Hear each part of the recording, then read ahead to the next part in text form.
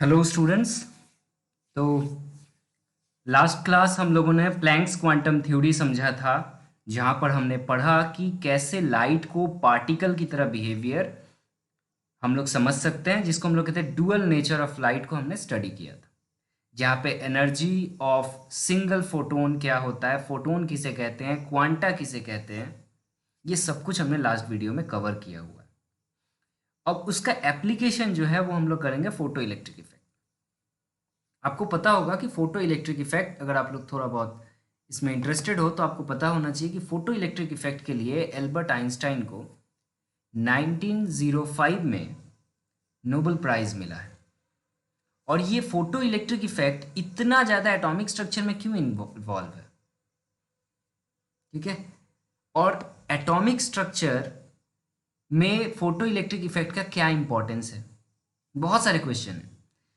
Photo electric effect कैसे atom का real model को एक्सप्लेन करने में हेल्प किया, फोटो इलेक्ट्रिक इफेक्ट कैसे मॉडर्न फिजिक्स की तरफ इंसान, मतलब एकदम न्यूटोनियन मैकेनिक्स से हटके कैसे लोगों को मॉडर्न फिजिक्स की तरफ ले गया, क्वांटम फिजिक्स की तरफ लेके गया, एटम का एग्जैक्ट मॉडल या फिर लाइट का क्वांटम थ्योरी, इन दोनों को एक्सप्लेन करने का काम कैसे किया और ये इतना बड़ा काम कैसे बन गया फोटो इलेक्ट्रिक इफेक्ट, आज हम लोग समझेंगे। इसको स्टार्ट करने से पहले ये जान लो कि फोटो इलेक्ट्रिक इफेक्ट का जो एक्सपेरिमेंट है इसे एल्बर्ट आइंस्टाइन ने नहीं किया है। सुन के बड़ा अजीब लगेगा, लेकिन ये सच है। फोटो इलेक्ट्रिक इफेक्ट आइंस्टाइन ने नहीं किया है, ये एक्सपेरिमेंट। फोटो इलेक्ट्रिक इफेक्ट को एक्सप्लेन किया है एल्बर्ट आइंस्टाइन ने, और इनका एक्सप्लेनेशन को अभी तक कोई चैलेंज नहीं किया है। इससे पहले भी बहुत सारे एक्सप्लेनेशंस आए हैं, ठीक है। तो सबसे पहले थोड़ा हिस्ट्री में चले जाते हैं फोटो इलेक्ट्रिक इफेक्ट का। तो सबसे पहले फोटो इलेक्ट्रिक इफेक्ट जो है, एक और साइंटिस्ट का नाम आता है इससे पहले भी, पर हम लोग यहाँ से स्टार्ट करेंगे। तो हर्ट्ज जो है, ठीक है, हर्ट्ज ने सबसे पहले फोटो की इलेक्ट्रिक इफेक्ट को ऑब्जर्व किया था, ठीक है। हर्ट्ज का पूरा नाम है हेनरिच रूडोल्फ हर्ट्ज, ओके। और ये हर्ट्ज वर्ड कहाँ सुनते हो, फ्रीक्वेंसी के केस में सुनते होगे। तो ये हर्ट्ज भाई साहब जो हैं, ये रेडियो वेव्स के ऊपर काम करते थे। इन्होंने एक ऐसा एक्सपेरिमेंट देखा जहाँ पर ये रिंग है जिसमें स्पार्क हो रहा है, लेकिन जब उसके ऊपर अल्ट्रा वायलेट रे को या फिर सनलाइट को जब स्ट्राइक किया जा रहा है तो ये स्पार्क जो है ये बढ़ जा रहा है, इंक्रीज कर जा रहा है। इसका मतलब लाइट रे जो है, इस रे का इलेक्ट्रिसिटी के साथ कुछ रिलेशन है। इन्होंने सबसे पहले ये निकाला और इसको कहा इन्होंने फोटो इलेक्ट्रिक इफेक्ट, मतलब लाइट के अंदर और इलेक्ट्रिक के अंदर रिलेशन। ये नाम नहीं दिया था, ये मैं अभी बता रहा हूँ। देन 1888 में हॉलबर्च ने भी एक ऐसा एक्सपेरिमेंट देखा जहाँ पे पॉजिटिव जिंक प्लेट और नेगेटिव जिंक प्लेट अगर रखा जाए, ठीक है, तो नेगेटिव जिंक प्लेट जो है वो एनर्जी लॉस करता है अपना, या चार्ज बोले तो लॉस करता है, जब इसके ऊपर अल्ट्रा वायलेट रे को एक्सपोज किया जाता है। लेकिन पॉजिटिव प्लेट जो है ऐसा चार्ज लॉस नहीं करता है, सिर्फ नेगेटिव जो प्लेट है वही चार्ज लॉस करता है, वो डिस्चार्ज हो जाता है। ऐसा क्यों होता है, ये भी समझ में नहीं आया कि रेडिएशन के साथ चार्ज का क्या रिलेशन है, इलेक्ट्रिसिटी का क्या रिलेशन है। फिर 1899 में थॉमसन ने भी इसको ऑब्जर्व किया। जब उन्होंने क्या किया, चार्ज का लीक देखा, उन्होंने कहा the leak charge is electron, I think if the metal is shown by UV light electron will be emitted. उन्होंने इस चीज को एक्सप्लेन किया थॉमसन ने कि जो नेगेटिव चार्ज होता है वो एक्चुअली इलेक्ट्रॉन होता है, और जब अल्ट्रावायलेट रे इस पे एक्सपोज किया जाता है तो यहाँ से ये इलेक्ट्रॉन एमिटेड हो जाता है। फिर 1900 में मैक्स प्लांक ने इसको एक्सप्लेन किया अपना क्वांटम थ्योरी के बेसिस पे, लेकिन वो भी पूरी तरीके से एक्सप्लेन नहीं कर पाए। उन्होंने इसको एक्सप्लेन किया हॉट बॉडी रेडिएशन या ब्लैक बॉडी रेडिएशन जो बोलते हैं हम लोग, उसका एजम्पशन से, ठीक है। उन्होंने कहा कि ब्लैक बॉडी जो है वो डिफरेंट टाइप का रेडिएशन एमिट करता है, और हर डिफरेंट रेडिएशन का जो एनर्जी होता है वो उसके फ्रीक्वेंसी पे डिपेंड करता है, जो हम लोग ऑलरेडी पढ़ चुके हैं। इन सारे कॉन्सेप्ट को लेके साइंटिस्ट के अंदर बहुत मारा मारी चल रही है, कोई एक्सप्लेन नहीं कर पा रहा है। तो प्लांक्स के स्टूडेंट ने, हमारे फेमस एल्बर्ट आइंस्टाइन ने, इस प्रॉब्लम को सॉल्व किया। उन्होंने एक्सपेरिमेंट में क्या एक्स्ट्रा चीज ऐड किया था वो मैं तुम लोग को बताऊंगा। जो बुक में नहीं दिया है उसको ध्यान से सुनो, क्योंकि ये बुक वगैरह में उतने अच्छे तरीके से आपको नहीं मिलेगा। ठीक है, इन्होंने क्या किया, मैं इस फिगर को थोड़ा सा फिर से लेता हूं वहां पे।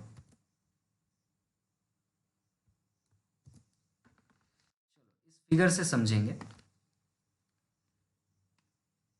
यहां पर हमारे पास इन्होंने एक सेटअप किया जहां पे एक मेटल सरफेस है जिसको नेगेटिव चार्ज हम लोग सप्लाई कर रहे हैं बैटरी के नेगेटिव पोर्ट से। ठीक है, और इसका पॉजिटिव चार्ज जो है उसमें हम लोग एक एमीटर लगा दिए कि अगर करंट फ्लो होगा तो ये एमीटर मुझे इंडिकेट कर देगा कि हाँ करंट फ्लो कर रहा है।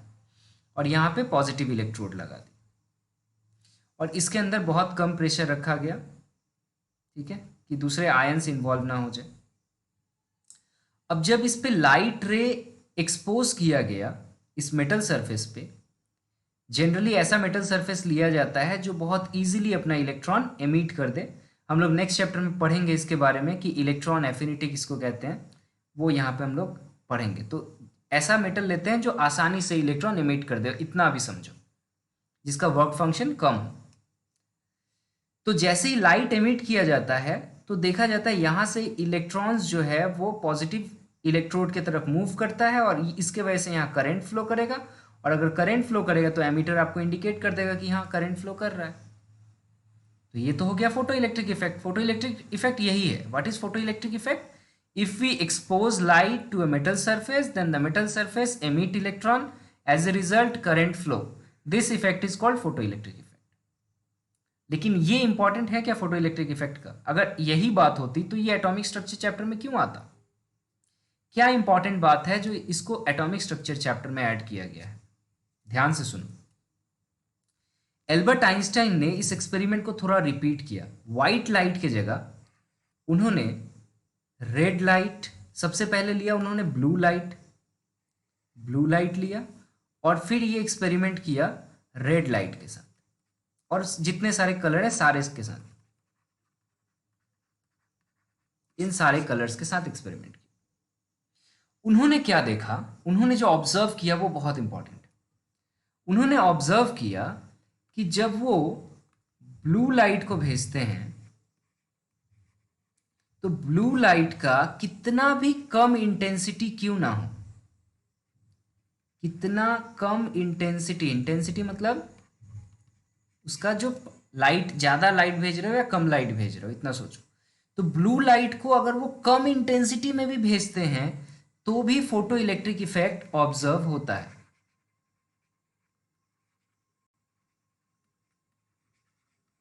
ओके, और हाई इंटेंसिटी पे भेजेंगे तो ऑब्वियसली होगा। लेकिन यही चीज रेड लाइट के साथ नहीं होता है। रेड लाइट जब वो भेजते हैं तो रेड लाइट का इवन हाई इंटेंसिटी भी लेने पे हमारा फोटो इलेक्ट्रिक इफेक्ट नहीं होता है। बस यही एक्सपेरिमेंट का मेन इंपॉर्टेंट बात है। क्या याद रखोगे? ब्लू लाइट जब भी दिया, उन्होंने भेजा ब्लू लाइट के साथ, ग्रीन लाइट के साथ वगैरह के साथ जो इधर की तरफ है, इनके साथ जो है फोटो इलेक्ट्रिक इफेक्ट हो रहा है। लेकिन रेड लाइट कितना भी हाई इंटेंसिटी का भेज दे रहे हैं, रेड लाइट के साथ कोई भी फोटो इलेक्ट्रिक इफेक्ट ऑब्जर्व नहीं हो रहा है। तो यहां से उन्होंने सबसे पहले बताया, मैक्स प्लांक के थ्योरी को उन्होंने फोटो इलेक्ट्रिक इफेक्ट से प्रूव किया। उन्होंने क्या कहा कि ब्लू लाइट का जो फोटोन होता है, ब्लू लाइट का जो फोटोन से बना हुआ रहता है, और ब्लू लाइट का फोटोन जो है इसका एनर्जी इसके फ्रीक्वेंसी पे डिपेंड करता है। और हमें पता है कि ब्लू लाइट का फ्रीक्वेंसी जो होता है वो ज़्यादा होता है, इसीलिए ब्लू लाइट के फोटोन के अंदर एनर्जी ज़्यादा होता है। On the other hand red light का जो फोटोन होता है उसका एनर्जी कम होता है, क्योंकि रेड लाइट का फ्रीक्वेंसी क्या होता है, कम होता है। ये हमने लास्ट क्लास डिस्कस किया था। सबसे ज़्यादा वेवलेंथ होता है रेड लाइट का, इसलिए इसका फ्रीक्वेंसी सबसे छोटा होगा। और फ्रीक्वेंसी छोटा होगा इसका मतलब रेड लाइट के का जो फोटोन का एनर्जी होगा, सिंगल फोटोन का एनर्जी, वो कम होगा।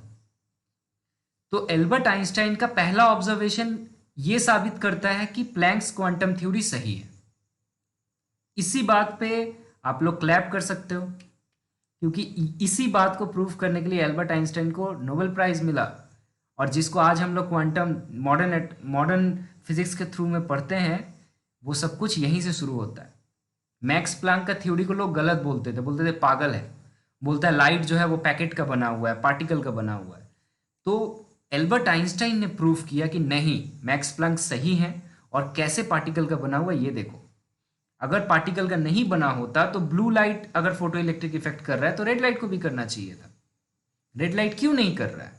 क्योंकि रेड लाइट का जो पार्टिकल है, जो फोटोन हम लोग कहते हैं इसको, ये फोटोन का एनर्जी कम है क्योंकि इसका फ्रीक्वेंसी कम है। तो ये पहला ऑब्जर्वेशन हुआ। दूसरा ऑब्जर्वेशन उन्होंने कहा कि जब ये फोटोन जाता है यहाँ पर और फोटोन जाके फट जाता है, मैंने बताया था ना, ऐसे सपोज करो कि बलून है, बलून के अंदर आप लोग होली में कैसे रंग भर के फेंकते हो दूसरे के ऊपर, उसके ऊपर गिरते ही फट जाता है और वो सारा कलर उसको लग जाता है ना। वैसे ही यहाँ पर क्या होता है, ये फोटोन्स जो हैं लाइट के, ये जाते हैं और इस मेटल सरफेस के ऊपर गिर जाते हैं और ये फोटोन फट जाता है, इसका एनर्जी निकल के एमिट हो जाता है। तो एल्बर्ट आइंस्टाइन ने कहा कि जो इलेक्ट्रॉन है वो वहां उस मेटल सरफेस को छोड़ के बाहर निकलने के लिए उसको जितना एनर्जी चाहिए वो एक सिंगल फोटोन के अंदर होना चाहिए उतना एनर्जी। मैं जो बोल रहा हूं समझ में आ रहा है? फिर से रिपीट करूं।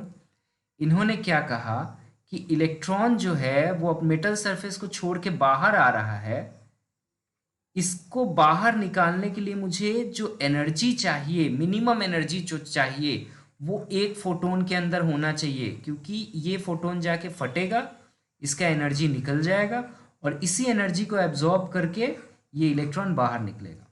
ऐसा नहीं है कि 10, एक के जगह 10 बलून मार दो, एक के जगह 10 फोटोन फेंक दो तो इलेक्ट्रॉन बाहर आ जाएगा, ऐसा नहीं होगा। एक सिंगल फोटोन के अंदर उतना एनर्जी होना चाहिए। और ये सिंगल एनर्जी, इस इलेक्ट्रॉन को खींच के निकालने के लिए जितना एनर्जी मुझे चाहिए होता है, उसे ही कहते हैं वर्क फंक्शन। उसे क्या कहते हैं हम लोग? वर्क फंक्शन और थ्रेशोल्ड एनर्जी। ओके, इसको कहा जाता है threshold energy. So I hope photo electric effect का जो फंडामेंटल एक्सपेरिमेंट है वो बुक में नहीं दिया रहता है, या उतना हिस्ट्री लोग नहीं पढ़ना चाहते हैं, तो वो मैंने बेसिक चीज़ें बस समझा दी आपको। अब जो फोटो इलेक्ट्रिक इफेक्ट है उसमें हमें मोटा मोटा जो चीज़ पढ़ना है उसे सुन लो। सबसे पहले इस फेनोमेना को क्या कहते हैं, ये यहाँ लिखा हुआ है। तो the phenomena of ejection of electron from the surface of metal when light of suitable frequency, just mark here, suitable frequency बोलना क्यों जरूरी है, अब अगर आपको समझ में आ गया और रटना नहीं है। क्यों सुइटेबल फ्रीक्वेंसी हम लोग बोले, ब्लू वाला और रेड वाला का याद रखोगे, ठीक है। The phenomena of ejection of electron from the surface of metal when light of suitable frequency strike it is called photoelectric effect. The ejected electrons are called photoelectrons. The experimental result observed for the experiment is given like this. तो इसमें सबसे पहले ये, when beam of light fall on the metal surface, electrons are ejected immediately. Okay. Number of electrons ejected is proportional to intensity of bright light. ठीक है, this is not ओ, ये गलत हो गया है, इसको मत देखो। नंबर ऑफ इजेक्टेड इलेक्ट्रॉन्स जो होता है ये डिपेंड करता है इंटेंसिटी पे। अभी आप लोग बोलोगे कि मैंने तो कहा कि ब्राइटनेस बढ़ाने से भी इलेक्ट्रॉन का इजेक्शन पे डिपेंड नहीं हो रहा है। तो ये मैंने रेड लाइट के लिए कहा था कि रेड लाइट का इंटेंसिटी कितना भी बढ़ा दो, वहाँ से इलेक्ट्रॉन इजेक्ट नहीं होगा। लेकिन ब्लू लाइट अगर आप जितना भी कम इंटेंसिटी का डालो तो इलेक्ट्रॉन निकलेगा, कम निकलेगा। आप जैसे ही ब्लू लाइट का इंटेंसिटी बढ़ाओगे तो ज़्यादा से ज़्यादा इलेक्ट्रॉन निकलने लगेगा। और ऐसा क्यों होता है? इंटेंसिटी बढ़ाने का क्या मतलब होता है? देखो, इंटेंसिटी बढ़ाने का मतलब होता है कि मान लो कम इंटेंसिटी मतलब एक रे मान लो, ज़्यादा इंटेंसिटी मतलब ज़्यादा रे आ रहा है, तो ज़्यादा रे आएगा तो ज़्यादा इलेक्ट्रॉन निकलेगा यहाँ से। जिस मिनिमम फ्रीक्वेंसी का रिक्वायरमेंट होता है, जो अभी हमने पढ़ा कि रेड में नहीं हो रहा है, ब्लू में हो रहा है, तो जो रे मेरे पास आ रहा है उसका एक मिनिमम फ्रीक्वेंसी होना चाहिए, जिसके कम फ्रीक्वेंसी होने से फोटो इलेक्ट्रिक इफेक्ट नहीं होगा। तो उस मिनिमम फ्रीक्वेंसी को हम लोग कहते हैं थ्रेशोल्ड फ्रीक्वेंसी। थ्रेशोल्ड का जो हिंदी वर्ड होता है या फिर आप उर्दू वर्ड बोलोगे तो थ्रेशोल्ड का मतलब होता है दहलीज और बाउंड्री, एकदम लिमिट वाला वैल्यू। तो थ्रेशोल्ड फ्रीक्वेंसी को न्यू जीरो से डिनोट करते हैं, न्यू जीरो। और डेफिनेशन आप खुद बोल सकते हो। So threshold frequency is the minimum frequency required for photo electric effect. Okay, minimum frequency of radiation required for photoelectric effect observation is called threshold frequency। ठीक है, अब इस थ्रेशोल्ड फ्रीक्वेंसी वाले एनर्जी को, थ्रेशोल्ड फ्रीक्वेंसी को अगर हम लोग ले लें तो जो एनर्जी होगा मेरा, हमें पता है energy is equal to h nu होता है, तो थ्रेशोल्ड एनर्जी कितना हो जाएगा, एच न्यू जीरो। इस थ्रेशोल्ड एनर्जी को हम लोग और एक नाम दे देते हैं work function. So work function क्या है, it is the minimum energy required to eject electron. Is it clear? तो कंफ्यूज मत होना वर्क फंक्शन को सुन के, और वर्क फंक्शन और यहाँ पे थ्रेशोल्ड एनर्जी दोनों एक ही है, ठीक है ना। दूसरी यहाँ पे जो पॉइंट है, ये चीज मैंने ऑलरेडी बता दिया, if the frequency of light is less than threshold frequency, अगर जो रे आ रहा है उसका फ्रीक्वेंसी थ्रेशोल्ड से कम है, तो आप कितना भी इंटेंसिटी बढ़ा लो, कोई फोटो इलेक्ट्रिक इफेक्ट नहीं होगा, वही लिखा हुआ है यहाँ। Is it clear?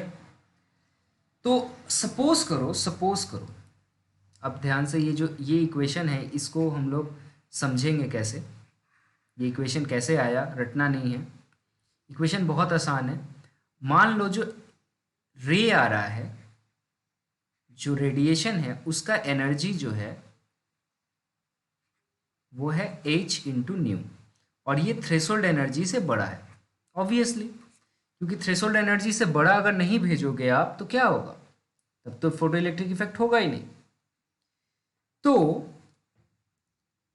ये जो एच न्यू है, मतलब एनर्जी ऑफ सिंगल फोटोन, ये कहाँ खर्च होगा, ये नीचे जाएगा, फटेगा, फटने के बाद इलेक्ट्रॉन इसको एब्जॉर्ब करेगा और जस्ट बाहर निकलने वाला होगा। जस्ट एब्जॉर्ब करके बाहर निकलने के लिए जितना एनर्जी चाहिए उसी को हम लोग कहते हैं वर्क फंक्शन। जस्ट मतलब जितना एब्जॉर्ब करके अब जस्ट बाहर निकल सकता है, तो इसका एच न्यू जीरो अमाउंट, मतलब वर्क फंक्शन की जितना वैल्यू जो है, ये तो खर्च हो गया इलेक्ट्रॉन को इतना ताकत देने में कि वो वहां से निकल पाए, और बाकी का जो एनर्जी बचा हुआ है वो किस काम में आ जाएगा, इलेक्ट्रॉन को एक्सेलरेट करके काइनेटिक एनर्जी देने में, जिससे वो मूव कर पाए पॉजिटिव इलेक्ट्रोड के पास। समझ में आया? तो एनर्जी ऑफ फोटोन जो है ये दो पार्ट में खर्च होगा। पहला पार्ट थ्रेशोल्ड एनर्जी कितना उसका ज़रूरत है इलेक्ट्रॉन को निकालने का, और दूसरा रिमेनिंग पार्ट जो होगा वो काइनेटिक एनर्जी उसको प्रोवाइड करेगा।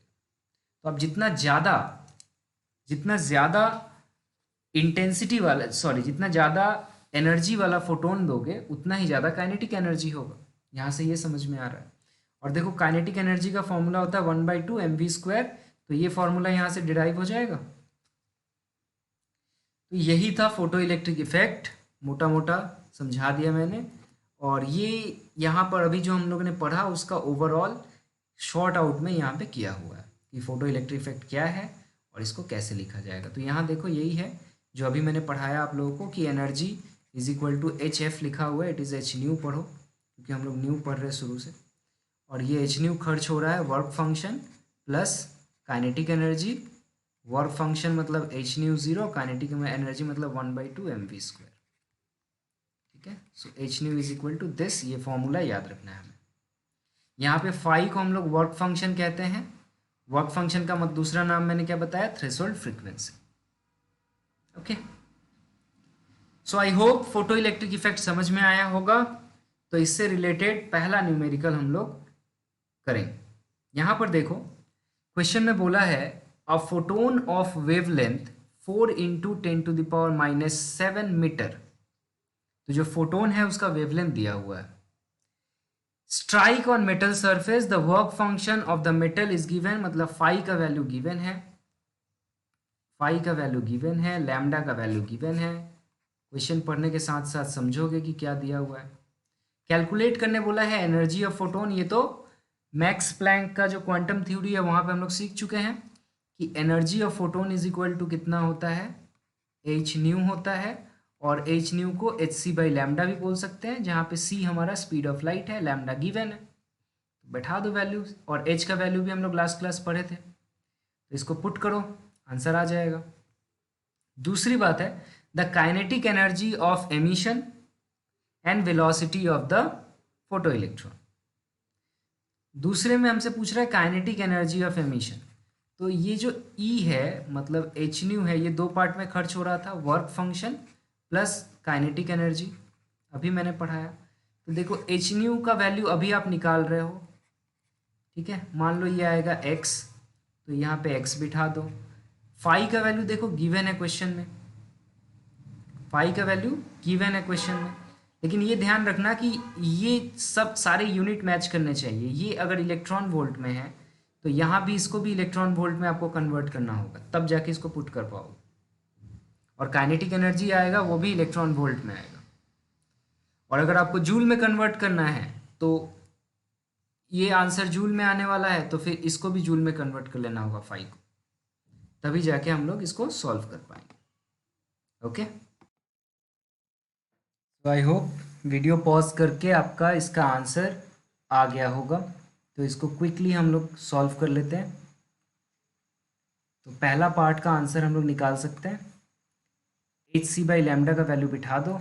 एनर्जी इज इक्वल टू कितना आएगा, एच का वैल्यू होता है 6.626 into 10⁻34 joule second. And then c का वैल्यू होता है 3 इंटू 10⁸ मीटर पर सेकेंड। और लैम्डा का वैल्यू गिवन है 4 इंटू 10⁻7 मीटर। तो यहाँ पे देखो metre metre cancel, second second cancel, ये जो आंसर होगा ये जूल में आ जाएगा।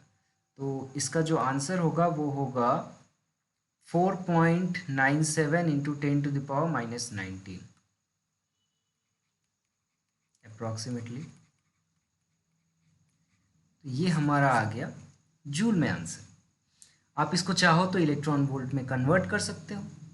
कन्वर्ट कर लोगे तो आपका आंसर इलेक्ट्रॉन वोल्ट में सेकेंड वाला निकाल सकते हो, या फिर सेकेंड वाला जो गिवन है फाई का वैल्यू, इसको आप कन्वर्ट कर लो जूल में तो भी हो सकता है। तो चलो इसी को हम लोग कन्वर्ट कर लेते हैं। ई इज इक्वल टू है 4.97 into 10⁻19 joule.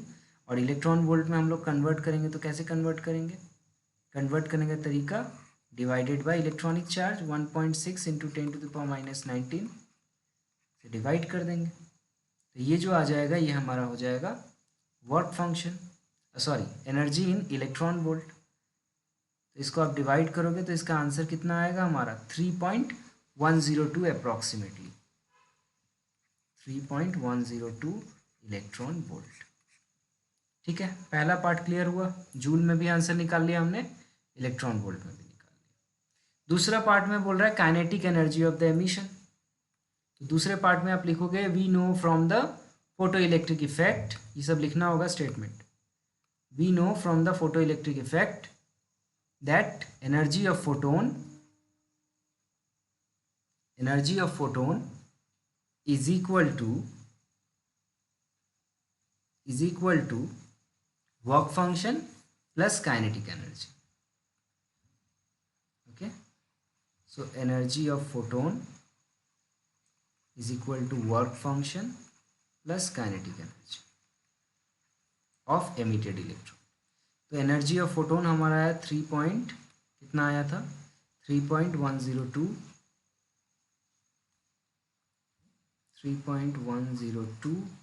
Is equal to हमारा फाई का वैल्यू गिवन है 2.13।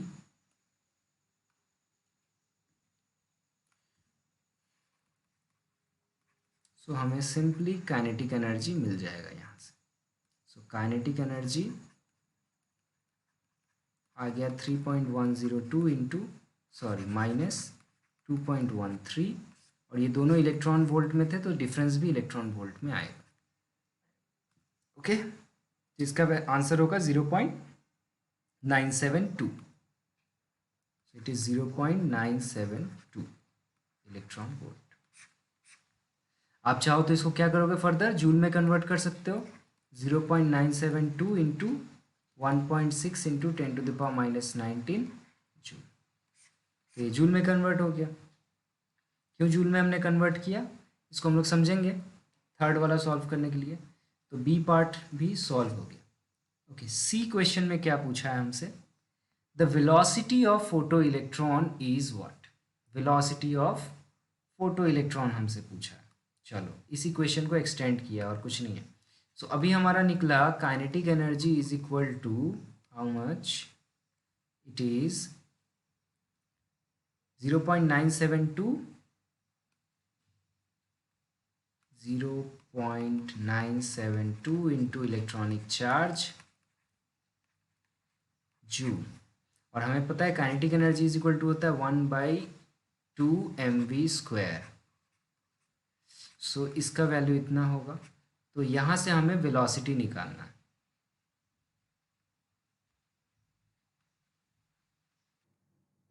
वेल सॉरी फॉर डिस्कनेक्शन, हम लोग लास्ट वाला थर्ड पार्ट कर रहे थे इसका, तो ये काफ़ी इजी है।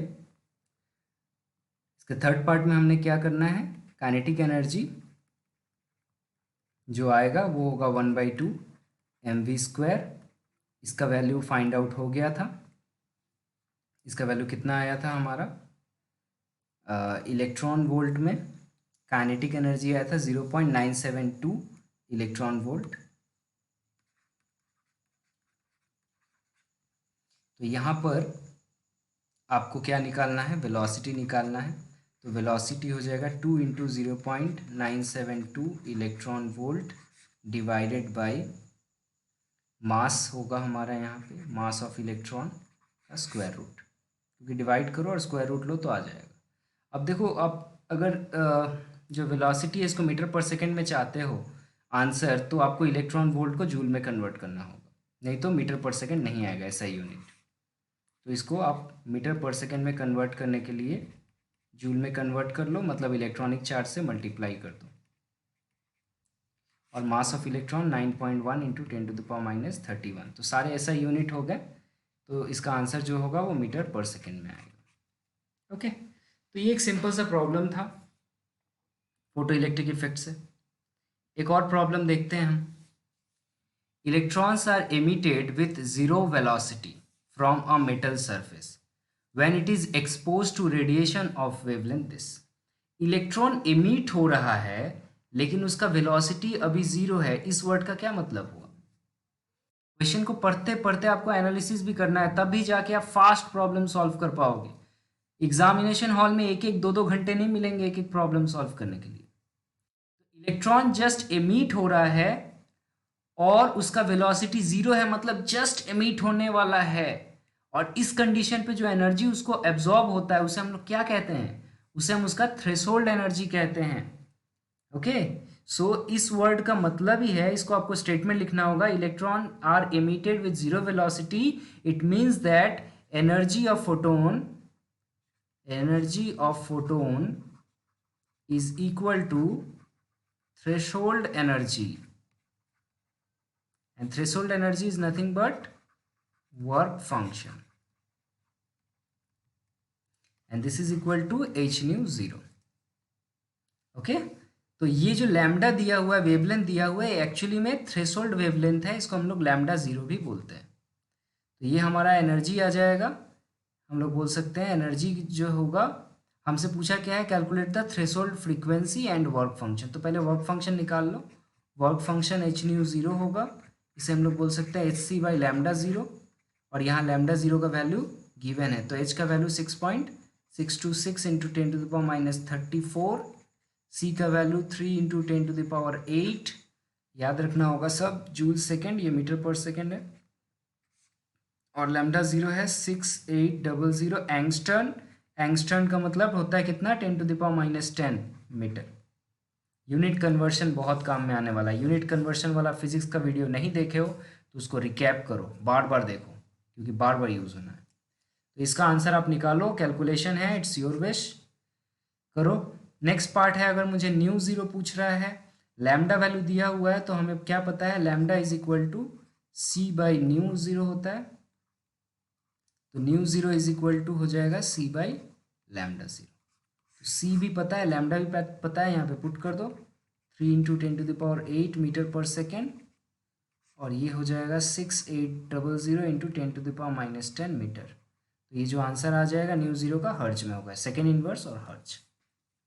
तो इस तरह के जस्ट फॉर्मूला बेस्ड क्वेश्चन ही एग्जामिनेशन में पूछे जाते हैं, बस आपका रीजनिंग भी साथ में पूछा जाए, समझा जाएगा। टीचर्स आपसे डायरेक्टली नहीं बोलेंगे कि ये जो वेवलेंथ दिया हुआ है ये थ्रेशोल्ड वेवलेंथ है, आपको कहीं नहीं बोला है कि ये थ्रेशोल्ड वेवलेंथ है। ये आपको समझना है कि ये थ्रेशोल्ड वेवलेंथ है। और कैसे समझना है? इस लाइन से कि इलेक्ट्रॉन जो एमिट हो रहा है उसका जीरो वेलोसिटी, इसका मतलब एनर्जी जो है वो थ्रेशोल्ड एनर्जी के बराबर है, और ये रेडिएशन का जो वेवलेंथ है वो थ्रेशोल्ड वेवलेंथ के बराबर है। ओके, सो यहीं तक हम लोग रहने देते हैं। नेक्स्ट लेक्चर में हम लोग dual behaviour of electromagnetic radiation के बारे में डिस्कस करेंगे, ठीक है। एंड देन वहाँ से एक बहुत ही फेमस, दो एक्चुअली बहुत फेमस जो हमारा थ्योरी है, पहला है Heisenberg uncertainty behaviour and de Broglie's wavelength का डुअल बिहेवियर ऑफ मैटर। इन दोनों को हम लोग स्टडी करेंगे नेक्स्ट क्लास में। If you have any doubt please feel free to contact me, mail me, message me, so that I can solve your problems. Okay, okay then, thank you.